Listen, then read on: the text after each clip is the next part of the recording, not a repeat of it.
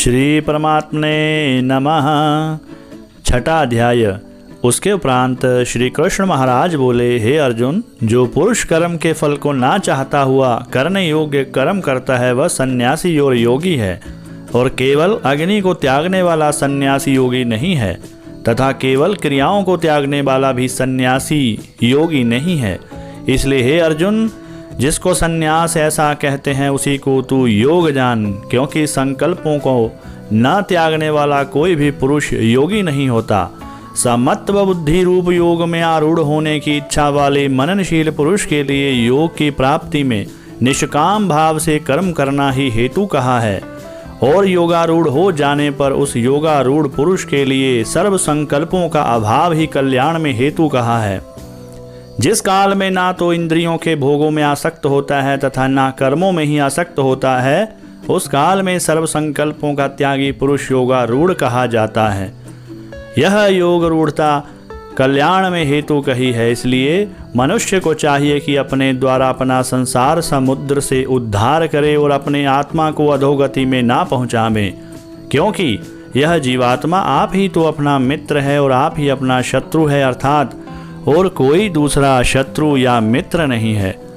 उस जीवात्मा का तो वह आप ही मित्र है कि जिस जीवात्मा द्वारा मन और इंद्रियों सहित शरीर जीता हुआ है, और जिसके द्वारा मन और इंद्रियों सहित शरीर नहीं जीता गया है, उसका वह आप ही शत्रु के सदृश शत्रुता में वर्तता है।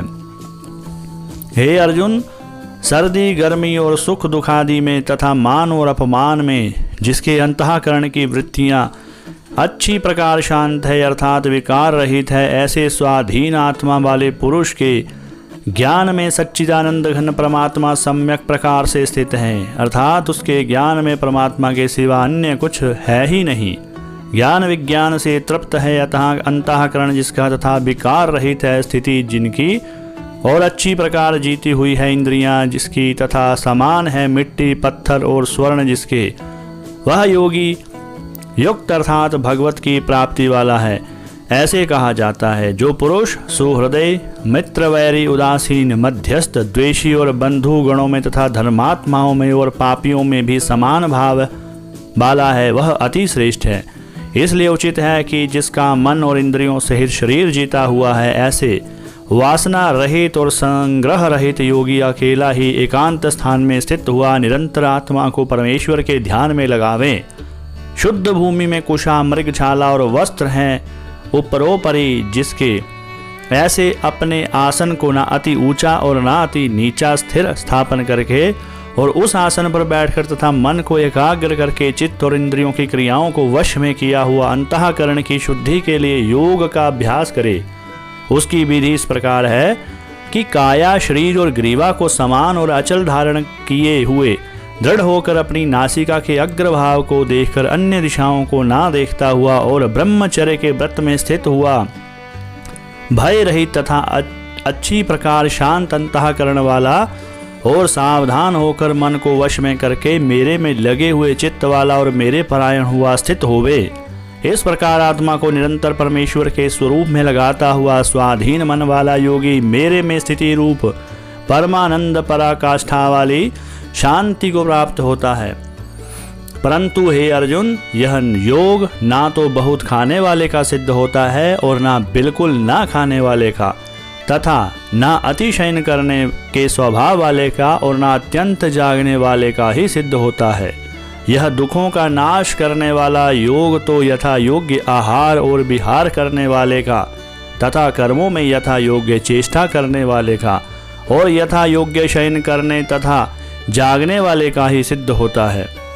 इस प्रकार योग के अभ्यास से अत्यंत वश में किया हुआ चित्त जिस काल में परमात्मा में ही भली प्रकार सिद्ध हो जाता है, उस काल में संपूर्ण कामनाओं से सप्रहा रहित हुआ पुरुष योग युक्त ऐसा कहा जाता है।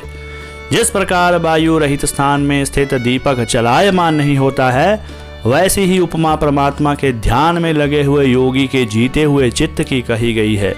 हे अर्जुन, जिस अवस्था में योग के अभ्यास से निरुद्ध हुआ चित्त उपराम हो जाता है, और जिस अवस्था में परमेश्वर के ध्यान से शुद्ध हुई सूक्ष्म बुद्धि द्वारा परमात्मा को साक्षात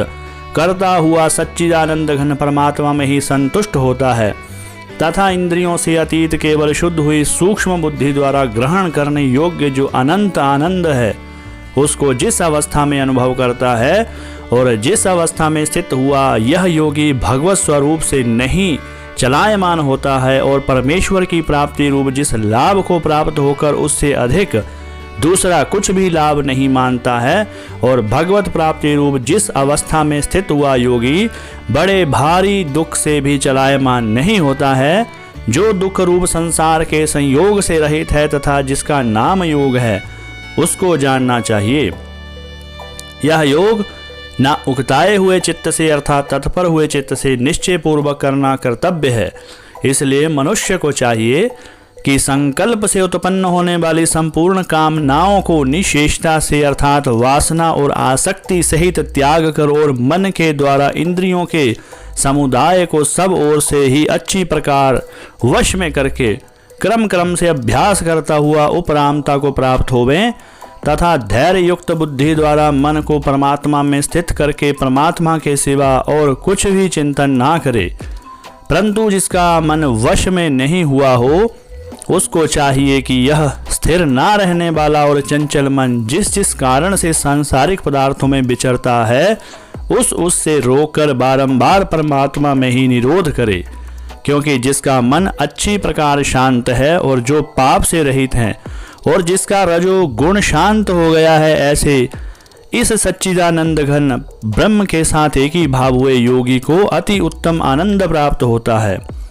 वह पाप रहित योगी इस प्रकार निरंतर आत्मा को परमात्मा में लगाता हुआ सुख पूर्वक पर ब्रह्म परमात्मा की प्राप्ति रूप अनंत आनंद को अनुभव करता है।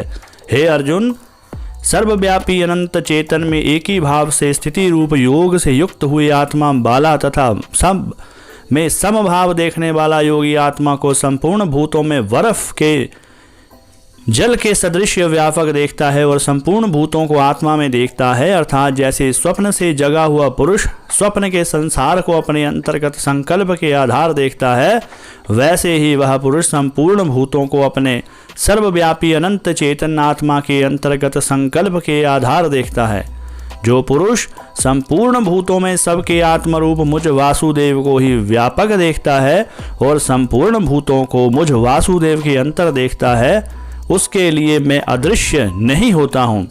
और वह मेरे लिए अदृश्य नहीं होता है, क्योंकि वह मेरे में एक ही भाव से स्थित है। इस प्रकार जो पुरुष एक ही भाव में स्थित हुआ संपूर्ण भूतों में आत्म रूप से स्थित हुए मुझे सच्चिदानंद घन वासुदेव को भजता है, वह योगी सब प्रकार से वर्तता हुआ भी मेरे में ही वर्तता है, क्योंकि उसके अनुभव में मेरे सिवा अन्य कुछ है ही नहीं। हे अर्जुन, जो योगी अपनी सादृश्यता से संपूर्ण भूतों में सम देखता और सुख अथवा दुख को भी सब में सम देखता है, वह योगी परम श्रेष्ठ माना गया है। इस प्रकार भगवान के वाक्यों को सुनकर अर्जुन बोले, हे मधुसूदन, जो यह ध्यान योग आपने समत्व भाव से कहा है, इसकी मैं मन के चंचल होने से बहुत काल तक ठहरने वाली स्थिति को नहीं देखता हूँ, क्योंकि हे कृष्ण, यह मन बड़ा चंचल और प्रमथन स्वभाव वाला है तथा बड़ा दृढ़ और बलवान है, इसलिए इसका वश में करना मैं वायु की भांति अति दुष्कर मानता हूँ। इस प्रकार अर्जुन के पूछने पर श्री भगवान बोले, हे महाबाहो,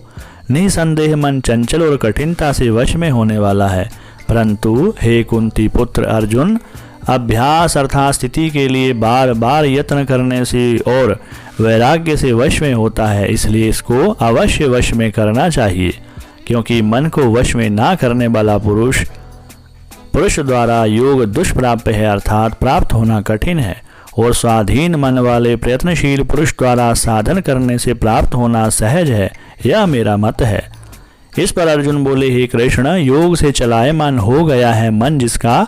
ऐसा स्थिर यत्न वाला श्रद्धा युक्त पुरुष योग की सिद्धि को अर्थात भगवत साक्षात्कारता को न प्राप्त होकर किस गति को प्राप्त होता है? हे महाबाहो, क्या वह भगवत प्राप्ति के मार्ग में मोहित हुआ? आश्रय रहित पुरुष छिन्न भिन्न बादल की भांति दोनों ओर से अर्थात भगवत प्राप्ति और सांसारिक भोगों से भ्रष्ट हुआ नष्ट तो नहीं हो जाता है। हे कृष्ण, मेरे संशय को संपूर्णता से छेदन करने के लिए आप ही योग्य हैं, क्योंकि आपके सिवा दूसरे संशय का छेदन करने वाला मिलना संभव ही नहीं है।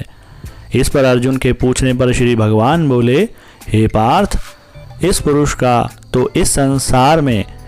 न परलोक में ही नाश होता है, क्योंकि हे प्यारे, कोई भी शुभ कर्म करने वाला अर्थात भगवत अर्थ कर्म करने वाला दुर्गति को नहीं प्राप्त होता है, किंतु वह योग भ्रष्ट पुरुष पुण्यवानों के लोकों को अर्थात स्वर्ग आदि उत्तम लोकों को प्राप्त होकर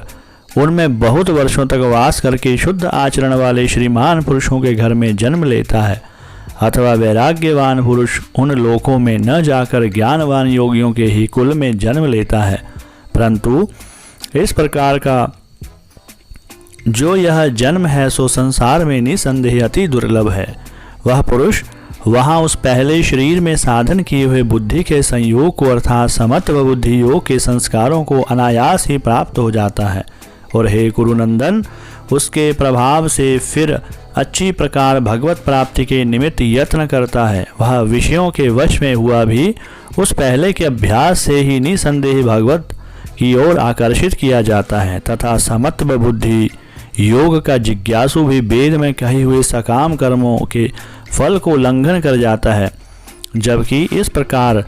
मंद यत्न करने वाला योगी भी परम गति को प्राप्त हो जाता है। तब क्या कहना है कि अनेक जन्मों से अंतःकरण की शुद्धि रूप सिद्धि को प्राप्त हुआ और अति प्रयत्न से अभ्यास करने वाला योगी संपूर्ण पापों में अच्छी प्रकार शुद्ध होकर उस साधन के प्रभाव से परम गति को प्राप्त होता है, अर्थात परमात्मा को प्राप्त होता है। क्योंकि योगी तपस्वियों से श्रेष्ठ हैं और शास्त्र के ज्ञान वालों से भी श्रेष्ठ माना गया है, तथा सकाम कर्म करने वालों से भी योगी श्रेष्ठ है। इससे हे अर्जुन, तू योगी हो। हे प्यारे, संपूर्ण योगियों में भी जो श्रद्धावान योगी मेरे में लगे हुए अंतरात्मा से मेरे को निरंतर भजता है, वह योगी मुझे परम श्रेष्ठ मान्य है। हरे कृष्ण कृष्ण कृष्ण हरे हरे, हरे राम राम राम हरे हरे।